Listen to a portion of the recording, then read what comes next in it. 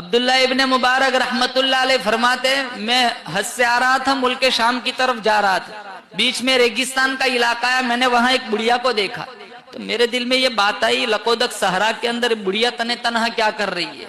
تو میں نے کہا السلام علیکم، تو اس نے قرآن سے جواب دیا سلام قولا من رب الرحیم۔ میں نے پوچھا مائی اس لقودق صحرا میں تو تنے تنہا کیا کر رہی ہے؟ وہ قرآن سے کہہ رہی ہے من یضلل اللہ فلا ہادی لہ، اللہ جسے دھکا دے دے اسے سنبھالنے والا کوئی نہیں۔ میں سمجھ گیا یہ اپنے قافلے سے بچھڑی ہوئی ہے۔ میں نے کہا کتنے دن ہو گئے؟ وہ قرآن سے کہہ رہی ہے ثلاث لیال سویہ، 3 راتیں ہو گئی میں قافلے سے بچھڑ چکی ہوں۔ میں نے کہا تیرے پاس پانی تو ہے نہیں، وضو بنانا ہے تو کیسے وضو بناتی ہے؟ وہ قرآن سے کہہ رہی ہے فَإِن لَمْ تَجِدُوا مَاءً فَتَيَمَّمُوا صَعِيدًا طَيِّبًا، پانی نہ ہو پاک مٹی سے تیمم کر کے نماز پڑھو۔ میں سمجھ گیا تیمم کر کے نماز پڑھ رہی ہے۔ میں نے کہا تو 3 دن سے بھوکی ہوگی، تیرے پاس دانا روٹی تو ہے نہیں، میرے پاس روٹی ہے تجھے پیش کروں؟ تو وہ کہنے لگی ثُمَّ أَتِمُّوا الصِّيَامَ إِلَى اللَّيْلِ۔ میں سمجھ گیا یہ تو روزے سے ہے۔ میں نے کہا سفر میں بھی روزہ؟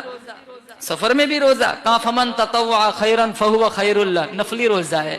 میں نے کہا سفر میں تو فرض روزہ چھوڑنے کی اجازت ہے، تو نفل روزہ رکھے ہوئے؟ وہ قرآن سے کہہ رہی ہے وَأَن تَصُومُوا خَيْرٌ لَكُمْ إِن كُنتُمْ تَعْلَمُونَ، اگر تمہیں روزے کی جزا معلوم ہو جائے تو تم سفر میں روزہ رکھنا شروع کر دو۔ میں جو بولوں وہ پلٹ کے قرآن سے جواب دیتی ہے۔ میں نے کہا اپنی زبان میں جواب کیوں نہیں دیتی؟ میں جو کہتا ہوں قرآن جواب دیتی ہے۔ اس نے ایک ایسا خوبصورت اتنی خوبصورت آیت پڑھی، اگر میں آج سوچوں ہمارے گھروں کا حال دیکھو تو ہمیں اتنی شرم آئے کہ ہمارا وجود شرمندگی میں ڈوب جائے۔ وہ کہنے لگی ما یلفظ من قول الا لدیہ رقیب عتید، میں جو بولوں گی فرشتہ لکھ لے گا، میرا ایمان اجازت نہیں دیتا میرے نامہ اعمال میں قرآن کے علاوہ اور کچھ لکھا جائے۔ کہا تو کہاں سے آئی ہے، کہاں جانا ہے؟ کہا سبحان الذی اسری بعبدہ لیلا من المسجد الحرام الى المسجد الاقصى۔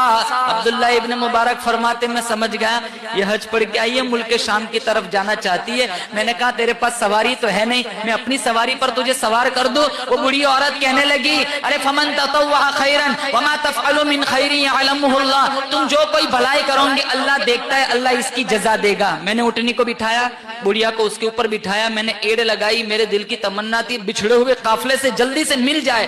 میں نے ہنکانا شروع کیا۔ اس زمانے کا دستور تھا جب اونٹنیوں کو تیز ہنکانا ہوتا تو یہ لوگ اشعار گنگناتے جس سے اونٹنی تیز بھاگتی تھی، تو میں نے اشعار گنگنانے شروع کیے تو وہ عورت کہنے لگی فقرؤوا ما تیسر من القرآن، اشعار کیوں پڑھتے ہو؟ قرآن نہیں جانتے؟ قرآن پڑھو۔ میں نے قرآن پڑھنا شروع کیا۔ میں چلتا رہا، پانی والا علاقہ ہے، وہاں کچھ لوگ بیٹھے ہوئے تھے۔ اس عورت نے جب ان لوگوں کو دیکھا ٹھنڈا سانس لیا، سورۃ الفاتحہ کی پہلی آیت پڑھی الحمدللہ رب العالمین۔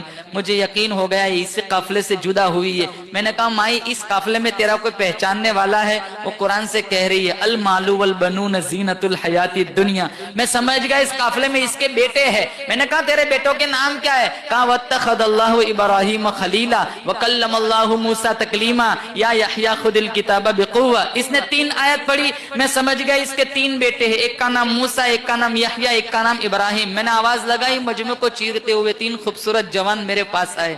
میں کچھ کہوں اس سے پہلے بڑھیا کہنے لگی فبعثوا احدکم بورقکم ہذہ الی المدینہ، پیسہ اٹھاؤ بازار جاؤ ناشتہ لے آؤ۔ ایک گیا بازار سے ناشتہ لایا، میرے سامنے پیش کیا، بڑھیا مجھے کہنے لگی کلوا واشربوا ہنیئا بما اسلفتم من ایام خالیہ، پڑھو یہ کھاؤ اب تک جتنے احسان کی اس کی جزا ہے۔ میں نے کہا میں نہیں کھاتا۔ کہا کیوں؟ کہا پہلے تمہاری ماں کا قصہ سناؤ، 4 گھنٹے اس کے ساتھ ہو گئے، قرآن کے علاوہ کچھ بولتی نہیں۔ کہا اب 4 گھنٹے میں تھک گئے، آج 40 سال ہو گئے، میری ماں نے قرآن کے علاوہ کوئی بات ہی نہیں کی۔